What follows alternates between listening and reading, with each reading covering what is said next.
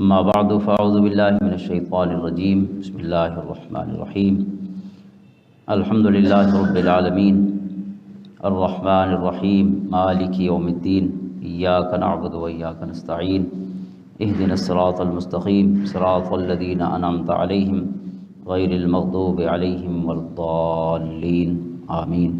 صدق اللہ مولانا العظیم اللہم صلی علی سیدنا و مولانا محمد وعلی آل سیدنا و مولانا محمد مبارک وسلم۔ معزز و محترم حاضرین سامعین و ناظرین، الحمدللہ رب کائنات نے ایک اور رمضان المبارک عطا فرمایا اور اس میں اپنی کتاب قرآن کریم، کتاب مجید اور نور مبین کو سمجھنے کی اور اس سے اپنے سینے منور کرنے کی توفیق عطا فرمائی۔ اللہ تعالیٰ یہ پورا مہینہ ہمارے لیے یمن، ایمان، سلامتی اور اسلام میں اضافے کا سبب بنائے، جو حضور نبی رحمت صلی اللہ علیہ وسلم کی دعا ہے، اللہم اہلہ علینا بالیمن والایمان والسلامت والاسلام ربی وربک اللہ۔ تو اللہ تعالیٰ ہمارے حق میں یہ دعا قبول فرمائے اور اس مہینے کا ہر لمحہ اللہ تعالیٰ ہمیں برکتیں حاصل کرنے کی توفیق عطا فرمائے، اپنی اطاعت اور اپنے پیارے حبیب علیہ السلام کی اطاعت میں رکھے، احکام پر عمل کی توفیق عطا فرمائے۔ خصوصاً جو روزے کے آداب ہیں اللہ تعالیٰ ان کے مطابق روزے رکھنے کی، اور جو تراویح اور صلاۃ اللیل کے آداب ہیں اللہ تعالیٰ ان کے مطابق یہ عبادت کرنے کی توفیق عطا فرمائے۔ آج خلاصہ مضامین قرآن کے سلسلے میں جو آج ہمارا پہلا درس ہے، اس میں سورۃ فاتحہ اور سورۃ البقرہ کی آیت نمبر 1 سے 176 تک تلاوت کی گئی ہے، تو اس کے معنی اور مفاہیم انشاءاللہ سمجھنے کی کوشش کریں گے۔ قرآن کریم ایک ایسی کتاب ہے جس کو طبیان کہا گیا ہے، یعنی ہر چیز اور ہر علم اس کتاب میں موجود ہے، اور ہم جو کوشش کرتے ہیں، ظاہر ہے یہ مضامین قرآن کا ایک اجمالی خاکہ ہے کہ اللہ تعالیٰ نے قرآن میں کیا فرمایا ہے، اور اصل جو اس کا پہلو ہے وہ تذکیری ہے، یعنی اس سے نصیحت حاصل کرنا۔ اللہ ہمیں توفیق عطا فرمائے کہ علم کے ساتھ ساتھ جو نصیحت حاصل کرنا جس کے لیے یہ کتاب آئی ہے، ہدایت بن کر اور نور مبین بن کر، اللہ تعالیٰ اس استفادے کی توفیق عطا فرمائے۔ رمضان المبارک کا مہینہ ہے، اور اسی ماہ مبارک میں آج سے 1459 سال قبل جبل نور پر یہ کتاب مجید نازل ہوئی، آقا کریم علیہ السلام کے قلب اطہر پر، اور اس سے پہلے رمضان المبارک میں ہی اس کا نزول لوح محفوظ سے آسمان دنیا پہ ہوا، اور پھر آقا کریم علیہ السلام کے قلب اطہر پر 23 سال کم و بیش عرصہ میں تھوڑا تھوڑا کر کے اس کتاب مجید کا نزول جاری رہا۔ اور اسی مہینے میں ہی حضور علیہ السلام ہر سال جتنا قرآن پاک نازل ہو چکا ہوتا، حضرت جبریل علیہ السلام کے ساتھ اس کی دہرائی فرماتے، حضرت جبریل علیہ السلام سناتے اور آپ سماعت فرماتے، اور پھر آپ سناتے اور حضرت جبریل سماعت فرماتے، جس کو دور کہا جاتا ہے یا ریویژن یا معارضہ۔ اور آخری رمضان المبارک میں حضور علیہ السلام نے 2 دفعہ یہ دور فرمایا، حضرت جبریل علیہ السلام نے بھی 2 دفعہ سنایا، اور آقا کریم علیہ السلام نے بھی 2 دفعہ سماعت فرمایا، اور 2 دفعہ آپ نے پھر سنایا اور حضرت جبریل نے سماعت فرمایا۔ تو یہ مہینہ خاص طور پہ چونکہ قرآن کا مہینہ ہے، تو اس کی نسبت قرآن کے ساتھ بہت گہری ہے۔ شہر رمضان الذی انزل فیہ القرآن، تو اللہ توفیق دے کہ ہم اس کا زیادہ سے زیادہ وقت جو ہے قرآن کے قرب میں اور ربط میں گزاریں۔ سورۃ فاتحہ جیسے اس کا نام ہے، یہ الفاتحہ ہے، قرآن کریم کا آغاز ہے، افتتاح ہے، اور باعتبار مصحف کے یہ پہلی صورت ہے، اور ترتیب نزولی میں اس سورہ مبارکہ کا نمبر جو ہے وہ 5واں ہے، اور علماء فرماتے ہیں کہ یہ پہلی مکمل صورت ہے جو نازل ہوئی ہے، کیونکہ اس سے پہلے جتنی صورتیں نازل ہوئیں وہ مکمل نازل نہیں ہوئی۔ سورۃ العلق جو سب سے پہلی آیتیں ہیں، اقرأ بسم ربک الذی خلق، وہ 5 آیتیں نازل ہوئی۔ اسی طرح سورۃ قلم ہو یا سورۃ مدثر ہو یا سورۃ مزمل ہو، ان کی کچھ آیات نازل ہوئی، اور یہ سورہ مبارکہ جو ہے سورۃ فاتحہ یہ پہلی مکمل صورت ہے۔ اس کے بہت سے اسماء ہیں، اور پھر ان کی انفرادیت یہ ہے تمام صورتوں میں کہ نماز کے لیے اس کو لازم قرار دیا گیا ہے۔ لا صلاۃ لمن لم یقرأ بفاتحۃ الکتاب، حضور علیہ السلام نے فرمایا کہ جو فاتحہ نہ پڑھے اس کی نماز ہی نہیں ہے۔ یعنی باقی صورتوں کا انتخاب ہے، لیکن اس کا انتخاب نہیں، بلکہ یہ مقرر ہے اور پابندی کرنا اس کی ضروری ہے۔ باقی صورتیں آپ جو چاہیں پڑھ سکتے ہیں، لیکن یہ ثنا کے بعد، اللہ تعالیٰ کی حمد و ثنا کے بعد اس صورت کا پڑھنا لازمی ہے۔ اس کے بہت سے اسماء ہیں، الکافیہ بھی اس کا نام ہے، الواقیہ بھی، الرقیہ بھی، الحمد بھی، اور الدعا بھی، الشفا بھی، کیونکہ سورہ شفا ہے اور یہ دعا ہے، اللہ تعالیٰ نے ہمیں دعا تعلیم فرمائی ہے۔ اور پھر یہ سورہ مبارکہ جو ہے ایک لحاظ سے پورے قرآن کا دیباچہ ہے اور مقدمہ ہے، یہ پریفیس ہے پورے قرآن، اور پورے قرآن کے معنی کا خلاصہ بھی ہے۔ حضور علیہ السلام نے اسی سورہ مبارکہ کے بارے میں فرمایا کہ یہ 7 مثانی اور القرآن العظیم، قرآن کریم نے جو حضور علیہ السلام کو یہ ارشاد فرمایا، وَلَقَدْ آتَيْنَاكَ 7 مِنَ الْمَثَانِي وَالْقُرْآنَ الْعَظِيمِ، کہ اے محبوب صلی اللہ علیہ وسلم، ہم نے آپ کو 7 بار بار پڑھی جانے والی آیتیں اور قرآن عظیم عطا فرمایا۔ حضرت ابو سعید بن معلّہ فرماتے ہیں، صحیح بخاری شریف کی حدیث ہے، کہ ایک دن حضور علیہ السلام نے مجھے بلایا اور میں حالت نماز میں تھا۔ جب مجھے تاخیر ہوئی جانے میں تو آپ نے فرمایا کہ کیا اللہ تعالیٰ نے یہ نہیں فرمایا استجیبوا للہ وللرسول اذا دعاکم، جب اللہ رب العزت اور اس کا رسول بلائے تو جلدی آیا کرو۔ تو اس موقع پر آپ نے مجھے یہ ارشاد فرمایا کہ میں تمہیں ایک ایسی صورت جو ہے اس کی تعلیم دیتا ہوں کہ جو اعظم صورت فی القرآن، قرآن کی صورتوں میں سے سب سے زیادہ عظمت والی صورت ہے۔ پھر آپ نے فرمایا کہ یہ کون سی صورت ہے؟ فرمایا الحمدللہ رب العالمین ہی السبع المثانی والقرآن العظیم الذی اوتیتہ، یعنی اللہ تعالیٰ نے اس کو 7 آیتیں بھی فرمایا ہے جو بار بار دہرائی جاتی ہیں، چونکہ ہر نماز میں اور نماز کی ہر رکعت میں نمازی پڑھتا ہے، امام پڑھتا ہے، تو اس لیے یہ بار بار جو دہرائی جانے والی 7 صورتیں ہیں۔ اور پھر اس ایک صورت کو ہی قرآن عظیم بھی کہا گیا ہے، یعنی ایک اسی صورت، ویسے تو قرآن عظیم پورا 114 صورتیں ہیں،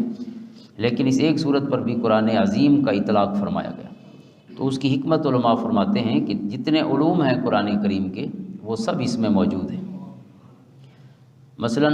حضرت شاہ ولی اللہ محدث دہلوی کی الفوز الکبیر کی روشنی میں اگر دیکھیں تو وہ فرماتے ہیں قرآن کے 5 علم ہیں۔ علم الاحکام ہے جس میں ڈوز اور ڈونٹس ہیں، اوامر اور نواہی ہیں، کیا کرنا ہے اور کیا نہیں کرنا۔ اور پھر علم المجادلہ ہے جس میں منافقین، مشرکین، کفار، ان کے اعتراض ہیں، ان کے اعتراضات کے پھر قرآن نے جواب دیے ہیں، تو ایک حصہ وہ ہے۔ اور پھر 3 علم ہیں جو تذکیر کے ہیں، تذکیر بآلاء اللہ، اللہ کی آیتوں کی یاد، اللہ کی نعمتوں کی یاد دہانی جو کائنات میں ہیں، انسان کے اندر ہیں، باہر ہیں، سنرہم آیاتنا فی الآفاق وفی انفسہم، ان سب کا ذکر جو ہے یہ ایک علم ہے قرآن کا تیسرا۔ اور چوتھا علم ہے تذکیر بایام اللہ، اللہ تعالیٰ نے گزرے ہوئے وقتوں اور انبیاء کرام اور ان کی امتوں کے واقعات بیان فرمائے ہیں، تو یہ علم القصص جو ہے گزرے لوگوں کی باتیں، اچھے برے سب لوگوں کی باتیں قرآن کریم نے ہم تک پہنچائی ہیں تاکہ برے لوگوں کے برے انجام سے بچیں اور اچھے لوگوں کے ساتھی بنیں، اور اچھے لوگوں کے انجام یا ان کے جو اجر ہے اللہ کی طرف اس کو دیکھ کر پھر ہمارے اندر رغبت پیدا ہو۔ اور 5واں علم ہے تذکیر بالموت وما بعد الموت، یعنی موت اور موت کے بعد قبر، حشر، جنت، دوزخ، یہ سارا ذکر قرآن کے ایک علم ہے۔ تو اگر اس روشنی میں دیکھا جائے تو سورۃ فاتحہ میں یہ 5 علم موجود ہیں۔ علم الاحکام جو پہلا علم ہے، ایاک نعبد و ایاک نستعین، یہ عبادت اور اللہ تعالیٰ سے جو استعانت ہے، یہ علم الاحکام کا حصہ ہے۔ اسی طرح جو دوسرا علم ہے جس کو علم المجادلہ کہتے ہیں، تو اس میں جو مغضوب لوگوں کا، ضالین کا ذکر ہے، غیر المغضوب علیہم ولا الضالین، تو مغضوب جن پر غضب ہوا، جو گمراہ ہوئے، تو وہی مشرکین ہیں یا منافقین ہیں۔ اور تیسرا علم تذکیر بآلاء اللہ، اللہ تعالیٰ کی نعمتوں کا ذکر ہے، تو صراط الذین انعمت علیہم، ان لوگوں کا ذکر ہے جن پر اللہ کے انعام ہوئے ہیں، تو انعام یافتہ ہوئی ہیں جو اللہ کی نعمتوں سے مستفید ہوئے اور خاص طور پر نعمت ہدایت سے مستفید ہوئے۔ ساری نعمتیں اللہ تعالیٰ کی بیش بہا ہیں، لیکن جو ہدایت کی نعمت ہے، الحمدللہ الذی ہدانا لہذا وما کننا لنہتدی لولا ان ہدانا اللہ، قرآن کریم نے اس کو بیان کیا۔ سب تعریفیں اس اللہ کے لیے جس نے ہمیں ہدایت عطا فرمائی، اگر وہ کرم نہ فرماتا تو ہم کبھی بھی ہدایت پہ نہیں آ سکتے تھے۔ تو ہدایت اللہ کی سب سے بڑی نعمت ہے۔ تو تذکیر بآلاء اللہ ہو گیا، اور پھر تذکیر بایام اللہ، گزرے لوگ۔ تو یہ تینوں لوگ جو ہیں، صراط الذین انعمت علیہم غیر المغضوب علیہم ولا الضالین، یہ اچھے برے سب لوگوں کا ذکر یہ ان آیتوں میں ہو گیا۔ یعنی جو اچھے لوگ ہیں ان پر اللہ کا انعام ہوا، پھر جو برے ہیں ان پر یا غضب ہوا یا وہ گمراہ ہوئے۔ اور تذکیر بالموت و ما بعد الموت جو ہے وہ مالک یوم الدین، اس میں یوم الدین جو ہے وہ حساب کا دن جو ہے وہ قیامت ہے، تو یہاں پہ قیامت اور موت کا ذکر ہے۔ اور پھر اگر دوسرے انداز میں دیکھا جائے، جو قرآن کے مضامین ہیں اس میں توحید ہے، رسالت ہے، معاد ہے، وعد ہے، وعید ہے، دعا ہے، عبادت ہے، یہ 7 ایک اور تقسیم میں 7 قرآن کے علوم یا مضامین جو ہیں وہ مقرر کیے گئے ہیں یا ان کا احاطہ کیا گیا ہے 7 عنوانات کے تحت۔ تو وہ 7 بھی اگر دیکھا جائے تو اس صورت میں موجود ہیں۔ توحید سے آغاز ہوتا ہے، الحمدللہ رب العالمین الرحمن الرحیم، اور پھر رسالت جو ہے صراط الذین انعمت علیہم، سب سے پہلے انعام یافتہ لوگ اللہ کے نبی ہیں، جیسے آگے پھر فرمایا گیا سورۃ نساء میں۔ اور پھر معاد ہے، معاد یعنی انسان کا جو موت کا ذکر ہے، آخرت ہے، تو مالک یوم الدین میں معاد ہے، آخرت ہے۔ وعد وعید، یہ 2 جو نتیجے ہیں اچھے عمل کے یا برے عمل کے۔ وعدہ جو ہے وہ اچھے لوگوں کے ساتھ ہے، لہذا ان کے ساتھ الذین انعمت علیہم میں اس وعدے کا ذکر ہے جو اللہ کی طرف سے ان پر کرم ہوا۔ اور وعید جو ہے وہ غیر المغضوب علیہم ولا الضالین، اس میں سزا ہے اللہ کے غضب کی صورت میں، گمراہی کی صورت میں۔ اور پھر ایک اہم موضوع ہے دعا قرآن کریم کا، تو یہ سورہ دعا ہے، اس کا نام بھی ایک الدعا ہے، اہدنا الصراط المستقیم، اللہ سے انسان دعا مانگتا ہے۔ اور پھر عبادت جو ہے ایاک نعبد و ایاک نستعین میں اللہ تعالیٰ کی عبادت کا ذکر ہے۔ تو اس طرح جس انداز سے بھی دیکھا جائے تو یہ ایک قسم کا قرآن کریم کا خلاصہ ہے مضامین کی صورت میں بھی، تو اس لیے اسے 7 مثانی کے ساتھ ساتھ اس کا ایک نام پورا جو ہے القرآن العظیم، کیونکہ یہ پورے قرآن کا خلاصہ ہے۔ اور پھر اگلی سورہ مبارکہ سورۃ بقرہ جو ہے، وہاں سے علماء نے کہا کہ جیسے ہم نے دعا مانگی اہدنا الصراط المستقیم، تو اگلا پورا قرآن اس گویا جو دعا ہم نے مانگی ہے اس کی قبولیت ہے کہ ہمیں سیدھا راستہ دکھا دیا گیا ہے۔ صراط مستقیم کیا ہے؟ سورۃ بقرہ سے لے کر آخر تک قرآن جو ہے وہ صراط مستقیم کی وضاحت فرماتا ہے۔ اس صراط مستقیم میں سیدھے راستے میں شریعت اسلامی اور اس کی جو پورا ایک تفصیلی ڈھانچہ ہے وہ بیان فرمایا گیا ہے کہ انسان کو کیسے جینا چاہیے۔ دوسری صورت آج کی جس کی ہم نے 176 آیات پڑھی ہیں وہ سورۃ البقرہ ہے، جس کے 40 رکوع ہیں اور اس کی 286 آیات ہیں۔ اس کی مصحفی ترتیب جو ہے وہ 2 ہے، یعنی قرآنی ترتیب، اور جو ترتیب نزولی ہے وہ 87 ہے۔ 86 صورتیں مکہ میں اتری، اور حضور علیہ الصلوۃ والسلام جب مدینہ طیبہ تشریف لائے تو مدینہ میں سب سے پہلے یہی صورت نازل ہونا شروع ہوئی، سورۃ البقرہ، تو اس لیے یہ مدینہ کی پہلی صورت ہے، اور اوورال جو نزولی ترتیب ہے اس میں اس کا نمبر 87 ہے۔ اور اس کے بعد والی جو صورت ہے، ان دونوں کو حضور علیہ الصلوۃ والسلام نے الزہراوین کا خطاب دیا ہے، یعنی انتہائی روشن اور تابناک صورتیں، انسان کی زندگی میں نور بھرنے والی صورتیں، سورۃ بقرہ بھی اور سورۃ آل عمران بھی۔ اور پھر ان دونوں میں جو مماثلت ہے، کچھ سملیرٹیز بھی ہیں اور ڈس سملیرٹیز بھی ہیں، یعنی تھوڑا اختلاف بھی ہے مضامین کا اور کچھ اتفاق بھی ہے، مطابقت بھی ہے۔ تو مطابقت یہ ہے کہ دونوں الف لام میم سے شروع ہوتی ہے، یہ صورت بھی اور اس سے اگلی صورت بھی حروف مقطعات سے شروع ہوتی ہیں۔ حروف مقطعات بھی وہی 3 جو اس صورت کے پہلے ہیں وہی اس کے شروع میں ہیں، اور پھر دونوں کی ابتدا جو ہے وہ اللہ تعالیٰ کی کتاب قرآن کریم کی عظمت سے اور اس کی شان کے بیان سے ہی ہوئی ہے، ذالک الکتاب لا ریب فیہ۔ اسی طرح سورۃ آل عمران کے شروع میں بھی قرآن کریم ہی کی عظمت بیان فرمائی گئی۔ اور پھر سورۃ بقرہ اور سورۃ آل عمران کا فرق یہ ہے کہ اس میں جو بنیادی خطاب ہے سورۃ بقرہ میں وہ یہود کے ساتھ ہے، اور یہود کے جو نالائکیاں ہیں ان کو بھی بیان کیا گیا، اور ان پر جو اللہ کے انعامات تھے ان کو بھی بیان فرمایا گیا۔ اور سورۃ آل عمران میں جو گفتگو کا فوکس ہے، خطاب ہے، وہ نصارہ یعنی عیسائیوں کی طرف ہے۔ اور سورۃ بقرہ میں اگر مباحث کو دیکھا جائے تو ایمان کے مباحث زیادہ ہیں، جبکہ سورۃ آل عمران میں اسلام کے مباحث زیادہ ہیں۔ ایک اور فرق ہے کہ اس میں جہاد بالمال اور انفاق فی سبیل اللہ کا ذکر ہے سورۃ بقرہ میں، جبکہ سورۃ آل عمران میں جہاد بالنفس اور قتال فی سبیل اللہ، یعنی دو جہاد ہیں، ایک جان سے جہاد ہے اور ایک مال سے جہاد ہے۔ مالی جہاد کا ذکر سورۃ بقرہ میں ہے اور جانی جہاد کا ذکر سورۃ آل عمران میں ہے۔ اور پھر اس میں ایک حدیث پاک ہے سورۃ بقرہ کے حوالے سے، حضور علیہ الصلوۃ والسلام نے اس کو سنام القرآن فرمایا ہے۔ سنام کہتے ہیں کوہان کو، جو اونٹ کی کوہان ہوتی ہے وہ اونٹ کا سب سے اونچا حصہ ہوتا ہے جو کوہان ہے، تو لہٰذا کوہان سے مراد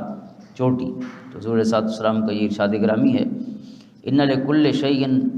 سناما و سنام القرآن سورۃ البقرہ، فرمایا ہر چیز کا ایک عروج ہوتا ہے یا اس کی بلندی ہوتی ہے، اور قرآن کریم کی جو بلندی ہے، جو پیک ہے، جو نقطہ عروج ہے، وہ سورۃ البقرہ ہے۔ اس کو سنام فرمایا حضور، اور اس کو ذروہ بھی فرمایا گیا، اور ذروہ بھی کسی چیز کی کلائمیکس کو کہتے ہیں، نقطہ عروج کو کہتے ہیں، بلندی کو کہتے ہیں۔ تو ذروہ کا لفظ بھی ہے جس کو ذروہ بھی پڑھتے ہیں، اور ذروہ دونوں طرح سے اس کا تلفظ ہے، تو وہ لفظ بھی یعنی کلائمیکس کے لیے بلندی، گویا قرآن کریم کی حضور فرماتے ہیں جیسے اونٹ کی کوہان ہوتی ہے سب سے اونچی، تو قرآن کریم کی جو کلائمیکس ہے وہ سورۃ البقرہ ہے۔ تو اس کی بڑی اہمیت ہے۔ حضرت عمر رضی اللہ تعالیٰ عنہ نے جن 5 صورتوں کا سیکھنا ہر شہری کے لیے لازم قرار دیا تھا، ان میں سب سے پہلی صورت جو ہے وہ سورۃ بقرہ ہے، اور وہ 5 مدنی صورتیں تھیں۔ اس میں جو اس کی انفرادیتیں ہیں کہ قرآن کریم کی یہ سب سے طویل صورت بھی ہے، یہ سب سے لمبی صورت یہ ہے آیات کی تعداد کے لحاظ سے۔ کسی اور صورت کی تعداد جو ہے وہ اتنی زیادہ نہیں ہے لمبائی، یہ 2.5 پارے ہے تقریباً۔ اور قرآن کریم کی سب سے عظیم آیت جس کو سیدۃ آیی القرآن حضور نے فرمایا کہ وہ قرآنی آیتوں کی سردار ہے، یعنی آیت الکرسی، وہ بھی اس سورہ مبارکہ میں ہے۔ اور سب سے طویل آیت آیت مداینہ، آیت نمبر 282 اس صورت کے آخر میں ہے تقریباً، تو سب سے طویل آیت بھی اس صورت میں ہے۔ اور سب سے آخری آیت جو باعتبار نزول کے ہے وہ بھی اسی صورت میں ہے، واتقوا یوما ترجعون فیہ الی اللہ۔ سب سے آخری آیت جو نازل ہوئی حضور کے وصال سے 3 گھنٹے پہلے حضرت امام سیوطی رحمۃ اللہ تعالیٰ علیہ کی تحقیق کے مطابق، تو وہ آیت مبارکہ بھی اس صورت میں ہے۔ اس میں کئی اہم احکام ہیں، مثلا تحویل قبلہ کا ذکر ہے، جو قبلہ تبدیل ہوا، اللہ تعالیٰ نے حضور علیہ الصلوۃ والسلام کے لیے کعبۃ اللہ کو قبلہ قرار دیا، قد نری تقلب وجہک فی السماء فلنولینک قبلۃ ترضاها۔ تو حضور کی پسند کا قبلہ، اس کی تحویل، اس کے تبدیلی کا ذکر بھی اس سورہ مبارکہ میں ہے۔ اور کچھ احکام ہیں جو انشاءاللہ ان کی تفصیل پھر کل ہوگی، لیکن 2 حکم آج کی ہمارے حصے میں ہے 176 آیت تک، اس میں صیام زکوٰۃ کا ذکر ہے اور نماز کا ذکر ہے، اقیموا الصلاۃ وآتوا الزکاۃ، نماز قائم کرو اور زکوٰۃ ادا کرو، تو یہ اہم حکم ہے۔ اور حج کا اگرچہ حکم تو اگلے حصے میں ہوگا، کل جو ہم سورۃ بقرہ کا حصہ پڑھیں گے، لیکن ان الصفا والمروۃ من شعائر اللہ، صفا اور مروہ جو شعائر اللہ میں سے ہیں، ان کا ذکر آج کی اس حصے میں ہے۔ اور پھر اگر اس حصے کو دیکھا جائے جو جہاں تک آج ہم نے پڑھا ہے آیت نمبر 176 تک، اور اس کے تقریباً یہ 21 رکوع ہیں، تو ان میں تقسیم یہ ہے کہ پہلے 4 رکوع جو ہیں وہ ایک قسم کا پورے قرآن کا خلاصہ ہے پھر، اور اس کے بعد 5ویں رکوع سے لے کر 18ویں رکوع کی 15ویں رکوع کی پہلی 2 آیات تک یہ بنی اسرائیل کو خطاب ہے، یا بنی اسرائیل اذکروا نعمتی التی انعمت علیکم، یہاں سے لے کر پھر آخری آیت بھی سیکنڈ لاسٹ بھی یا بنی اسرائیل پہ ہی ختم ہوتی ہے، اور پھر اس سے ایک آیت آگے ہے۔ تو یہ اس طرح 5ویں رکوع سے لے کر 15ویں رکوع تک تقریباً یہ 10 رکوع ہیں جن میں یہود سے خطاب ہے۔ بنیادی طور پر اہل اسلام سے بھی خطاب ہے ایک دفعہ، یا ایھا الذین آمنوا کی 2 آیتیں یا 3 آیتیں ہماری آج کی اس حصے میں ہیں۔ یا ایھا الذین آمنوا لا تقولوا راعنا وقولوا انظرنا، یا ایھا الذین آمنوا استعینوا بالصبر والصلاۃ، یا ایھا الذین آمنوا یا ایھا الذین، یعنی 3 آیتیں یا ایھا الذین آمنوا سے شروع ہونے والی۔ تو ایمان والوں سے خطاب، پہلی آیت میں ایمان والوں کو حضور علیہ السلام کا ادب سکھایا گیا، دوسری میں انہیں صبر اور نماز سے مدد حاصل کرنے کا حکم فرمایا گیا، اور تیسری میں یا ایھا الذین آمنوا کلوا من طیبات ما رزقناکم، انہیں طیب چیزیں کھانے، حلال کھانے کا حکم فرمایا گیا۔ اور پھر جو 15ویں رکوع کی 2 آیتوں کے آگے جو پھر چند رکوع ہیں اس میں پھر خطاب جو ہے وہ امت مسلمہ کی طرف ہے، اور یہ بڑی ایک خوبصورت سی ترتیب ہے کہ پہلے 4 رکوع میں اللہ تعالیٰ نے جو ذکر فرمایا وہ اسلام کا خلاصہ بھی ہے اور مضامین قرآن کا خلاصہ بھی ہے، اور شروع میں اللہ نے 3 گروہوں کا ذکر فرمایا ہے۔ ایک متقین ہیں جن کے لیے یہ قرآن ہدایت ہے، اور دوسرا گروہ کفار کا ہے کہ جس کے لیے کہا گیا کہ اللہ نے ان کے دلوں پر مہر لگا دی ہے اور وہ حق کو سمجھنے والے نہیں ہیں، اور تیسرا گروہ جو ہے وہ منافقین کا ہے جو ظاہراً تو کلمہ پڑھتے ہیں، وَمِنَ النَّاسِ مَن يَقُولُ آمَنَّا بِاللَّهِ وَبِالْيَوْمِ الْآخِرِ، لیکن اللہ فرماتا ہے وَمَا هُم بِمُؤْمِنِينَ، بظاہر تو ایمان لاتے ہیں لیکن اصل میں مومن نہیں ہیں، کیونکہ فی قلوبہم مرض، ان کے دلوں میں مرض ہے، یعنی ظاہر کچھ ہے اور باطن کچھ ہے۔ تو یہی 3 گروہ ہی ہیں، ایک ماننے والا ہے اور ایک نہ ماننے والا ہے اور ایک بیچ والا ہے، ظاہراً مانتے ہیں لیکن اندر سے نہیں مانتے۔ تو اللہ تعالیٰ نے ان کی مثالیں دے کر ان کی دلالت کو اور گمراہی کو بیان فرمایا۔ اور پھر جو تیسرا رکوع ہے وہاں سے انسانیت کو خطاب ہے، یا ایھا الناس اعبدوا ربکم الذی خلقکم والذین من قبلکم، کہ عبادت کرو اس اللہ کی جس نے تمہیں پیدا فرمایا اور تم سے پہلے لوگوں کو پیدا فرمایا، لعلکم تتقون، تاکہ تم تقوی اختیار کر لو۔ اس میں پھر توحید کا ذکر ہے، قرآن کریم کی عظمت کا ذکر ہے، وَإِن كُنتُمْ فِي رَيْبٍ مِّمَّا نَزَّلْنَا عَلَىٰ عَبْدِنَا فَأْتُوا بِسُورَةٍ مِّن مِّثْلِهِ وَادْعُوا شُهَدَاءَكُم مِّن دُونِ اللَّهِ إِن كُنتُمْ صَادِقِينَ، اگر تمہیں شک ہو کہ یہ اللہ کی کتاب نہیں ہے تو اس کی مثل تم بھی لے آؤ کوئی صورت، اور پھر اللہ کے علاوہ جو بھی ملتا ہے اس کی مدد بھی حاصل کرو، اس کا تعاون اور سپورٹ بھی لے لو۔ لیکن ظاہر فَإِن لَّمْ تَفْعَلُوا وَلَن تَفْعَلُوا، اگر تم نہ لا سکو اور تم یقیناً اس کی مثال نہیں لا سکو گے تو پھر اللہ نے ان نتائج سے ڈرایا ہے کہ اس آگ سے بھی ڈرو جو جھٹلانے والوں کے لیے تیار ہے، اور اس جنت کے لیے کوشش کرو کہ جو اللہ تعالیٰ نے ایمان والوں، عمل صالح والوں کے لیے تیار فرما رکھی ہے۔ چوتھے رکوع میں حضرت آدم علیہ السلام کی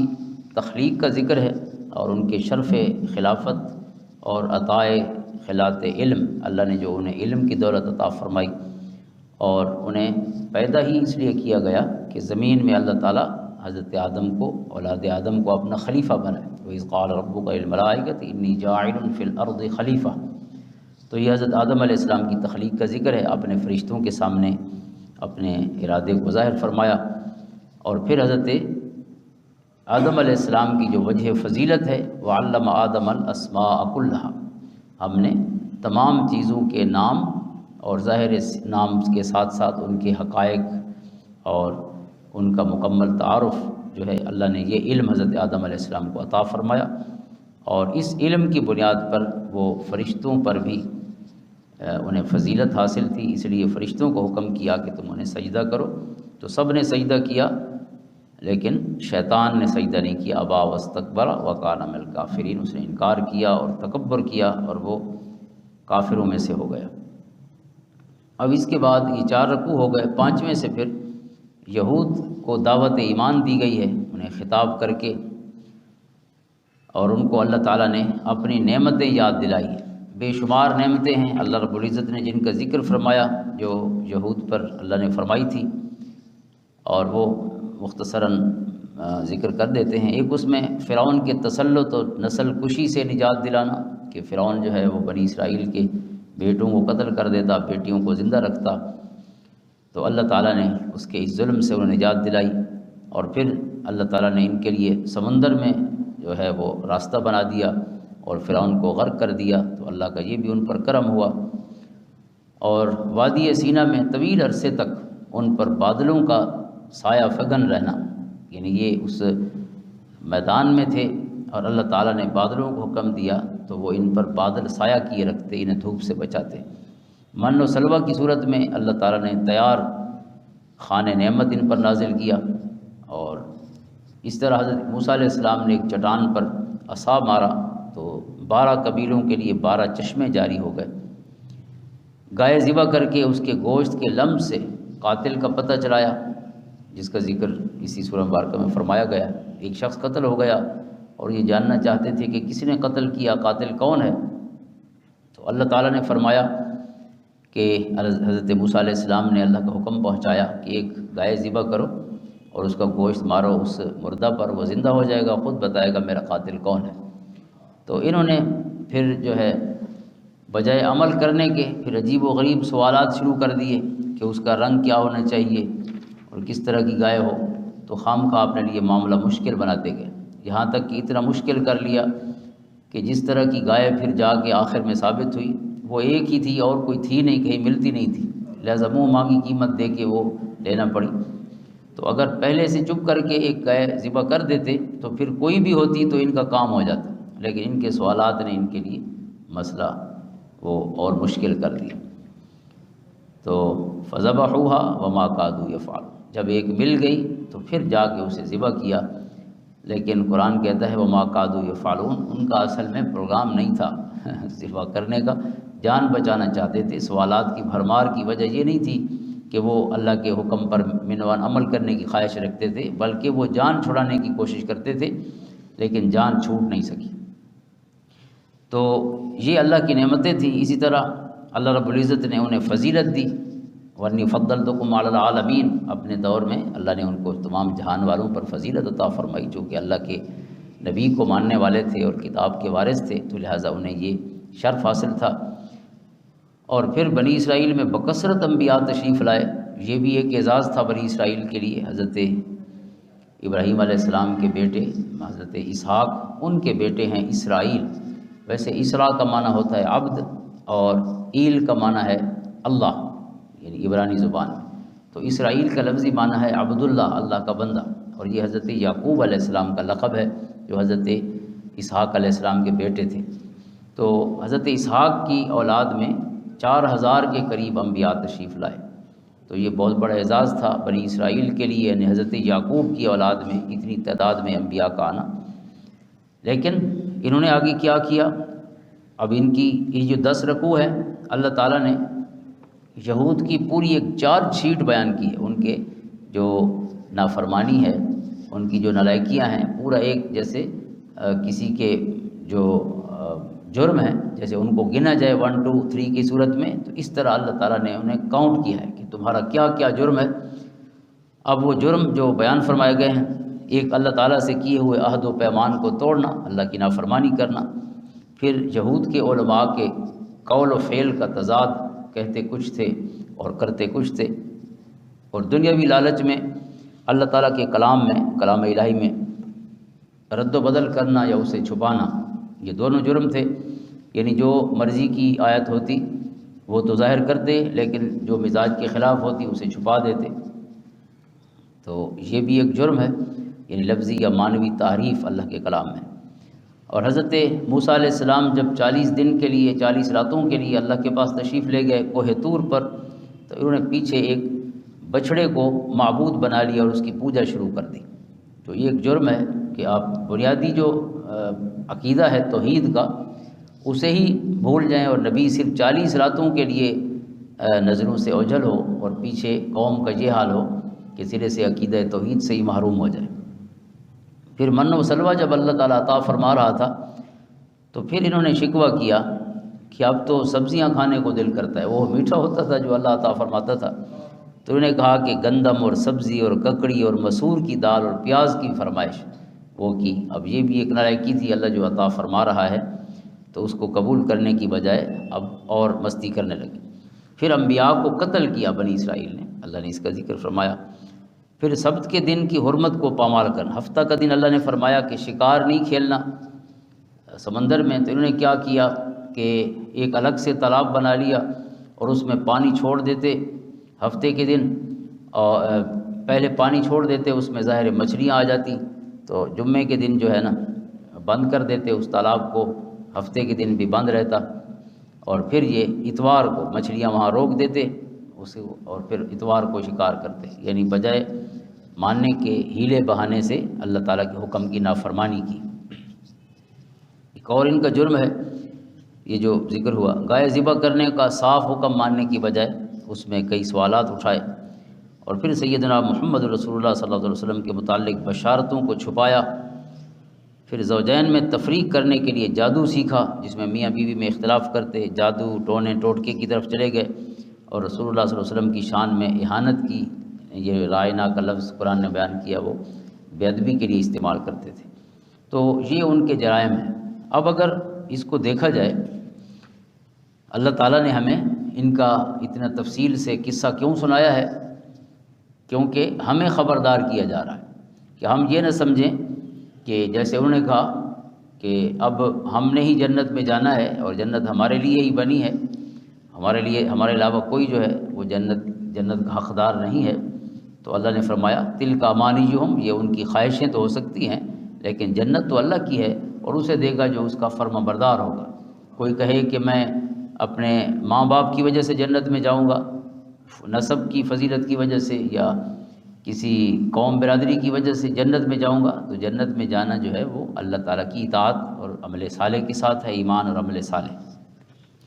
حضور علیہ الصلوۃ والسلام نے ارشاد فرمایا کہ لَيَأْتِيَنَّ عَلَىٰ أُمَّتِي كَمَا أَتَىٰ عَلَىٰ بَنِي إِسْرَائِيلَ حَزْبَ النَّعْلِ بِالنَّعْلِ،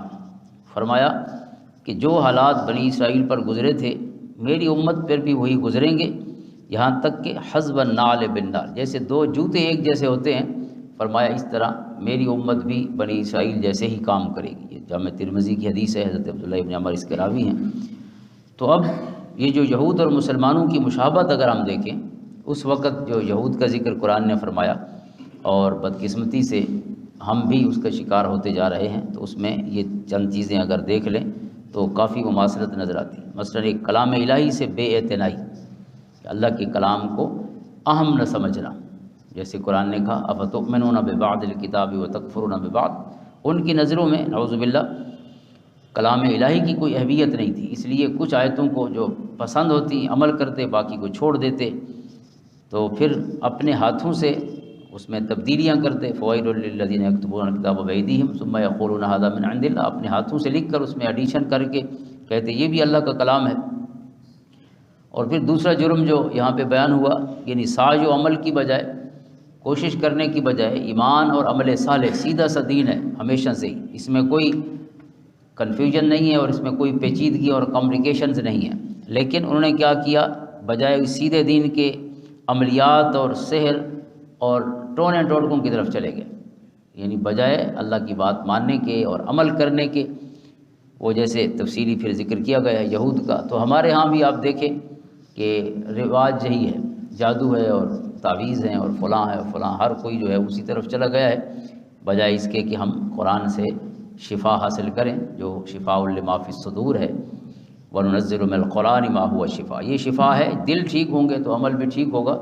لہذا ایک تو وہ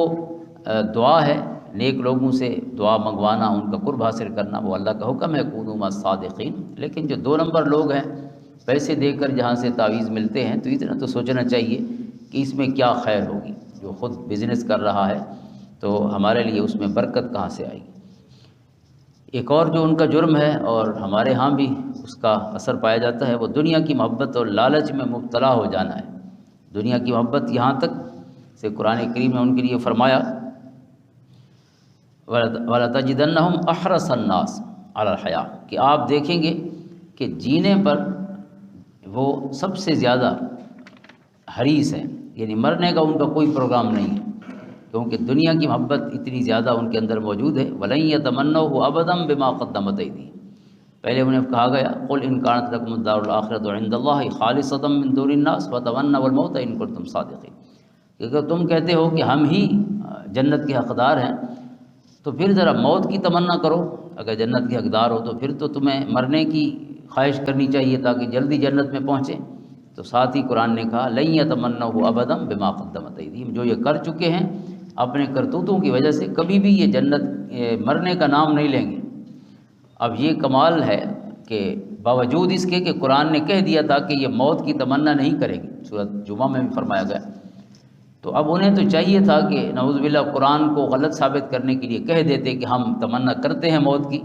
لیکن انہیں جو عمل کر چکے تھے یہ توفیق بھی نہیں ہوئی کہ کہہ دیتے کہ چلو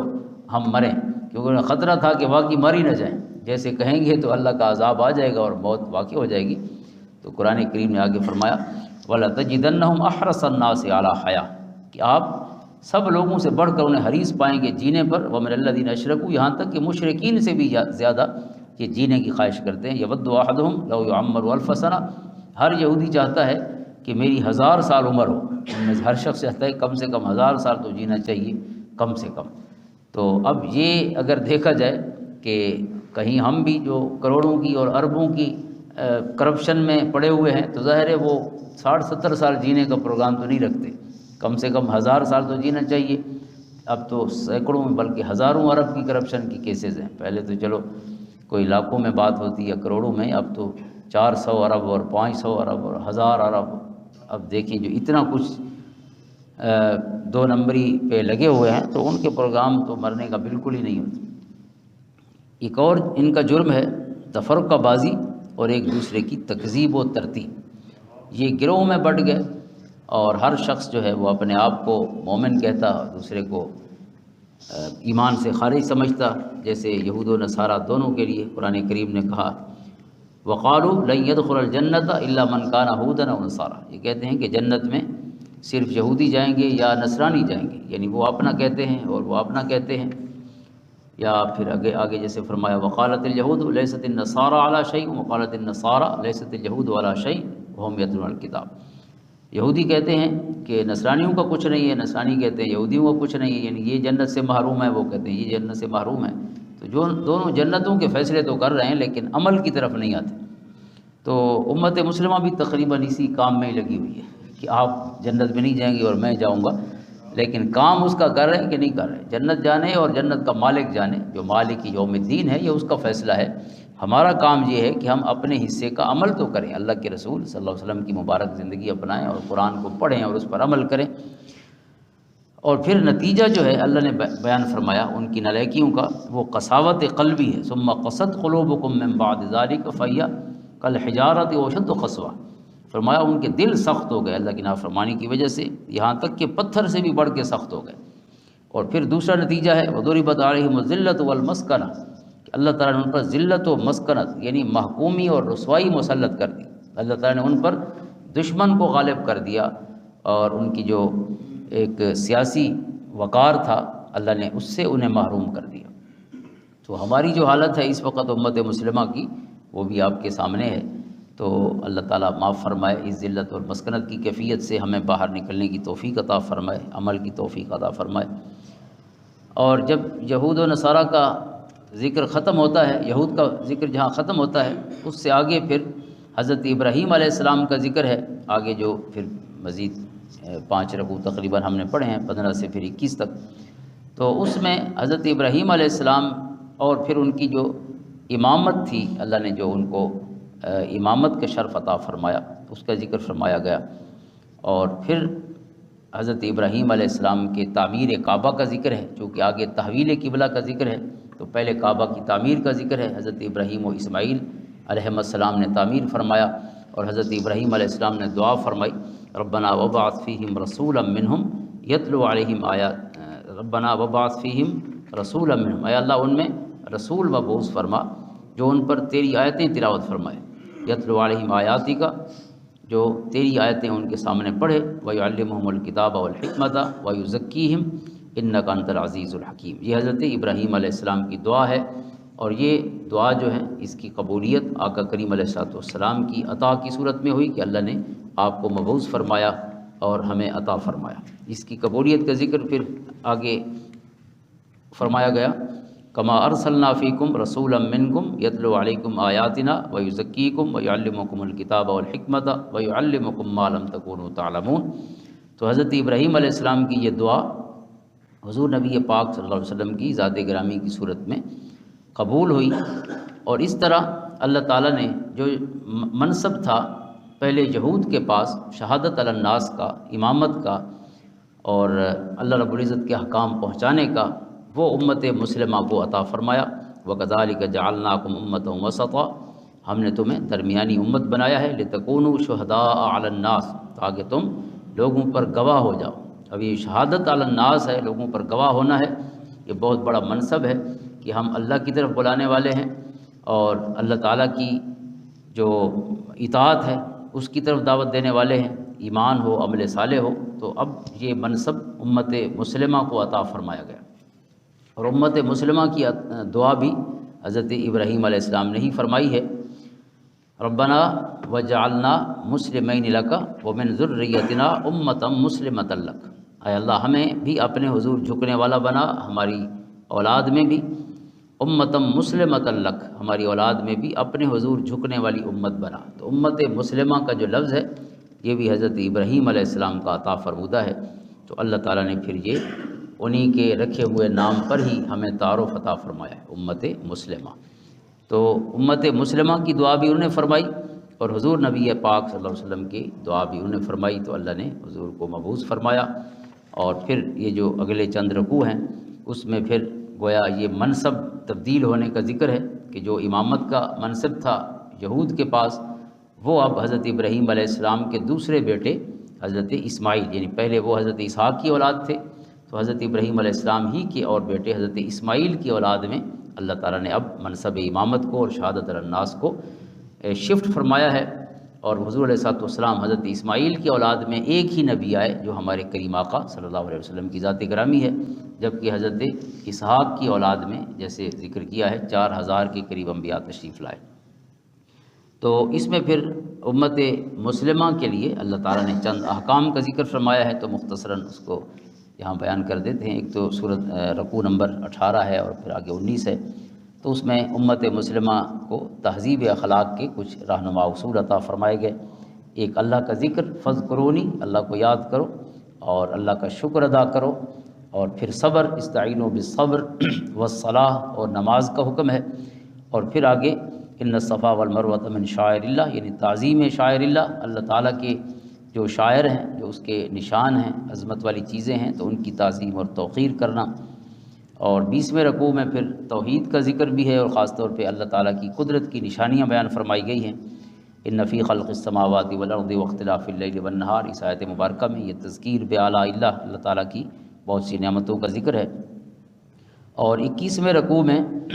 گویا مینجمنٹ آف ہاؤس جو ہے اس کا اصول دیا گیا ہے، جس کو تدبیر منزل حضرت شاہ ولی اللہ مدد ذیلوی فرماتے ہیں، یعنی گھر کو ہم نے کن بنیادوں پر کھڑا کرنا ہے۔ تو گھر جو ہے اللہ فرماتا ہے حلال پر کھڑا ہوگا، یا ایھا الناس کلوا مما فی الارض حلالا طیبا یا ایھا الذین آمنوا کلوا من طیبات ما رزقناکم، حلال اور طیب پر ہی گھر جو ہے وہ قائم رہ سکتا ہے اور اس میں برکتیں اور سکون رہ سکتا ہے۔ اگر اس میں حرام شامل ہو جائے گا تو پھر وہ برکات سے اور سکون سے اور اطمینان سے محروم ہو جائے گا۔ تو یہاں انسانیت کو بھی خطاب کیا گیا اور ایمان والوں کو بھی خطاب کیا گیا، اور دونوں کو حلال کھانے کا حکم فرمایا گیا۔ اور پھر دنیاوی اغراض سے احکام الہی چھپانے کی وعید بھی ان آیتوں میں آخر میں بیان فرمائی گئی ہے۔ تو اللہ تعالی ہمیں توفیق دے کہ ہم یہود کے راستے پہ نہ چلیں، اللہ کی مبارک احکام پر عمل کریں، پوری کتاب کو پڑھیں بھی، کتاب کو سمجھیں بھی، اور پوری کتاب پر عمل کی کوشش کریں، اس کے پیارے حبیب علیہ الصلوۃ والسلام کی مبارک سنت کو اپنائیں جو پورے قرآن کے گویا عملی طور پر قرآن ناطق کی صورت میں ہمارے پاس موجود ہے۔ اللہ تعالیٰ یہ پورا مہینہ قرآن کے ساتھ گزارنے کی توفیق عطا فرمائے۔ اللہم صلی علی محمد وعلی آل محمد وبارک وسلم۔